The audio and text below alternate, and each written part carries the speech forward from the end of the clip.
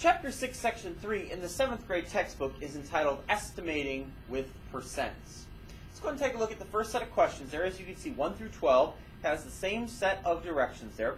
We are to use a fraction to estimate the percent of each number. You have questions just like this coming up on the quiz for Chapter 6, Section 3 with me. When you're estimating with a fraction, what you're going to do is take that percentage and figure out what fractionally it could be near or equivalent to. Obviously, if they give us something like 10%, we're probably just going to be able to convert that directly into a fraction. Whereas if they give us something like 63.5%, we're probably going to round that to something like 60% and work with that. Again, since the answers are just estimates, that's okay. And if you're working on this maybe with or around somebody else, and you're saying, well, wait, you have different answers than me, that could be because they picked a different fraction to estimate with. For instance, in number 1, where it says 21% of 82, somebody might look at that and say, well, I'm going to take 21% and work with that as 25%, because 25% represents a quarter of the total. So really we'd be talking about dividing this into 4 parts. On the other hand, somebody might look at that 21% and say, well, I want to work with that as 20%. So that would be the equivalent of 2/10 or a fifth. So I'm taking and dividing that by 5. It's really just a matter of what you choose. Again, since it's an estimate, you can really do pretty much anything you want. So let's go ahead and start with that number 1 there, 21% of 82. So I'm going to estimate 21% here, and I'm going to choose to estimate 21% as 20%. And I'm choosing 20% because 20% is equal to a fifth. So all I have to do here is I'm really finding a fifth of 82, or I'm taking 82 and dividing it by 5, and that'll give me the answer here. So taking 82 and dividing by 5, dividing this into 5 parts there, well, that's not a bad calculator question necessarily. Again, it is just an estimate. When I take 82 and divide by 5, the result here is 16.4. And that's all we're going to say.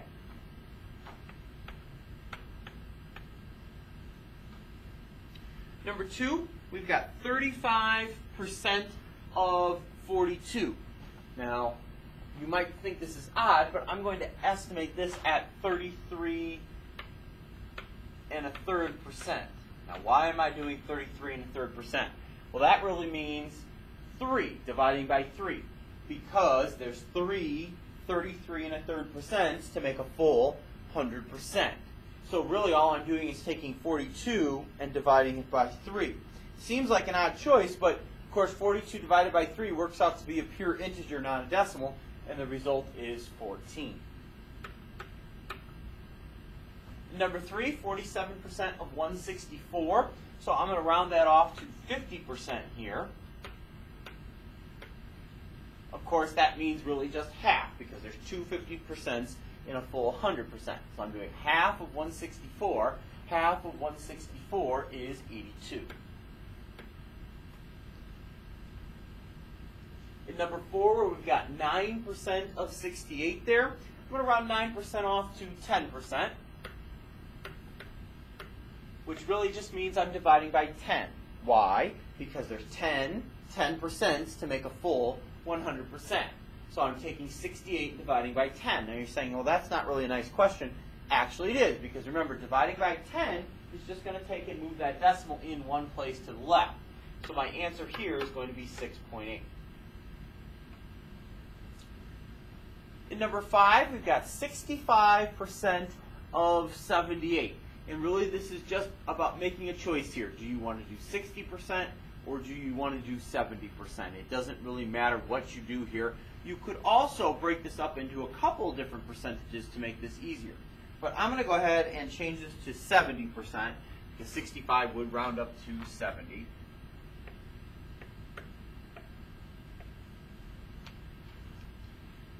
And so I'm going to do 70% times 78 there, and that's going to give me a result of 54.6. And let's do one more together, and then I'll leave you the rest to estimate on your own. 11% of 92. Well, 11%, I'm going to round that to 10%. And again, we know there's 10% in 92. So to find the answer here, I'm just really dividing by 10. And again, that's going to move the decimal in one time. And we end up with a result of 9.2.